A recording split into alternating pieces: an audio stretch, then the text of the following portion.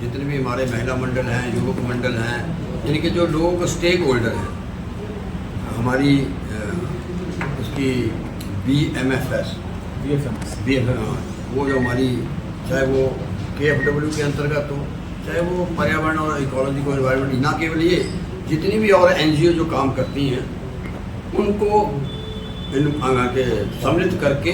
जिससे कि हिमाचल प्रदेश का नौजवान, हिमाचल प्रदेश का जो ग्रीन स्टेट का मिशन है मुख्यमंत्री का, मुख्यमंत्री पहले दिन से कह रहे हैं कि इकोलॉजी और एनवायरनमेंट और हरित राज्य में इसको बनाना चाहता हूँ। उसमें जहाँ हमने माननीय मुख्यमंत्री महोदय की सोच है, हिमाचल प्रदेश में ठाकुर सुखविंदर सिंह सुक्खू के नेतृत्व में पहली बार ई-टैक्सी आई, और ई-टैक्सी वहीं नहीं आई, हम HRTC के बहुत बड़े फ्लीट को जो है हम वो अब इलेक्ट्रिकल व्हीकल में कन्वर्ट कर रहे हैं। सबसे पहला शुरुआत की हमारी जो RTO की गाड़ियाँ थी, जो शिमला की गाड़ियाँ थी, और ना केवल वो नहीं, उसमें भी नौजवानों को कैसे रोजगार मिले। ई-टैक्सी हमने खरीदी नहीं, हमने 50% सब्सिडी देकर कुछ लोगों को 80%, अगर 40 लाख रुपए की गाड़ी आती तो 20 लाख रुपया सरकार ने विधानसभा के अंदर कानून पास किया, 20 लाख रुपया सरकार देगी और 20 लाख रुपया बेरोजगार उससे लोन लेगा। और वो गाड़ी का इंतजाम किया हमने,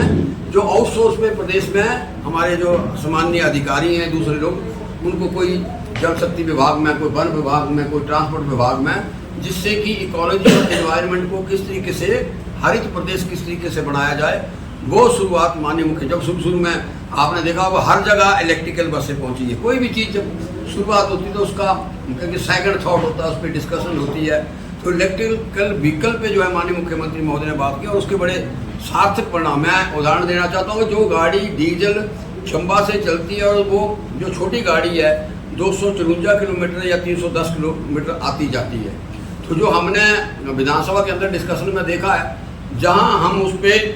7.5 और 10,000 के बीच में डीजल उसको हम देते हैं, तो वो गाड़ी हमारी कुल मिलाकर 700 या 800 या 1000 रुपये के अंदर जो हमारा जो ई-चार्जिंग स्टेशन है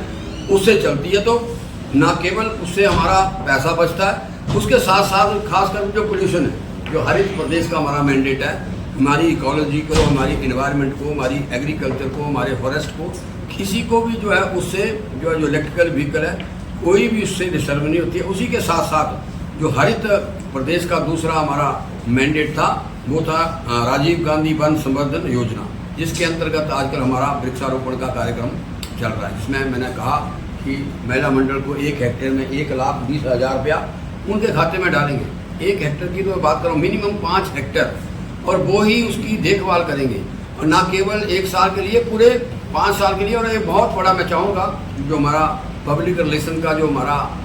प्रेस नोट आएगा उसमें, क्योंकि यहाँ चर्चा करना चाहूँ तो बड़ा भाई एम एंड ऑब्जेक्टिव, उसमें इस चीज़ को मैं सारी को उसके बीच में जो पब्लिक रिलेशन की आपकी डिटेल आएगी, उसमें क्या इनके ऑब्जेक्टिव हैं, किस तरीके से इसको इकोलॉजी को बैलेंस करने के लिए बना, कम्युनिटी की पार्टिसिपेशन हो, क्योंकि जिनके जंगल ये नहीं इसके साथ जोड़ा हमने, टीडी बांधी, टीडी भी जोड़ी है। टीडी इसलिए जोड़ी है कि उनका जो राइट था, टीडी बंद कितने साल बंद रही, न केवल वो बंद रही, मैं उदाहरण दूँ, पिछले 5 साल जब भारतीय जनता पार्टी की सरकार रही है, फॉरेस्ट के अधिकारी बैठे हैं, FCA का केस एक केस जो है वेट होने के लिए सुप्रीम कोर्ट में जाता था। माननीय मुख्यमंत्री महोदय आए, स्पेशल एडवोकेट जनरल और सेक्रेटरी फॉरेस्ट को और वहाँ के अधिकारियों को बैठाया गया, और 1 महीने के अंदर अब FRA और FCA की जो है आपकी जो केसेज हैं वो डिवीजन लेवल पर, सर्कल लेवल पर, बड़ा कोई केस हो उसको अब आपका नोडल अफसर है संजय सूद है ना, नोडल लेवल पे नहीं तो बहुत ही बड़ा केस होता, अब जो है हमारे वहाँ सत्यजीत नेगी जी बैठते हैं उधर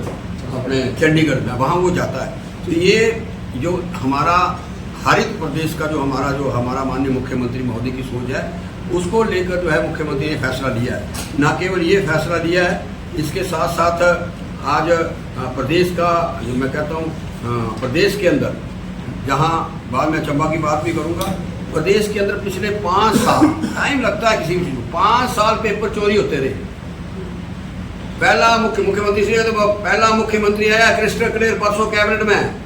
जो मर्जी जितना बड़ा सरमाएदार होगा एक्ट लेके आ गया और परसों कैबिनेट में अप्रूवल दे दी। जो भी 5 साल में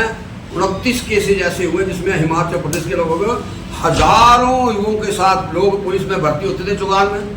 फॉरेस्ट में भर्ती होते थे और चुपचाप एक माफिया ऐसा था जो आज भी 6 आदमी जेल के सलाखों के अंदर हैं कि नौजवानों के साथ अन्याय ना हो, कानून लेके आए, जैसे कोई पकड़ा जाएगा मिनिमम 3 साल की सजा। ये पिछले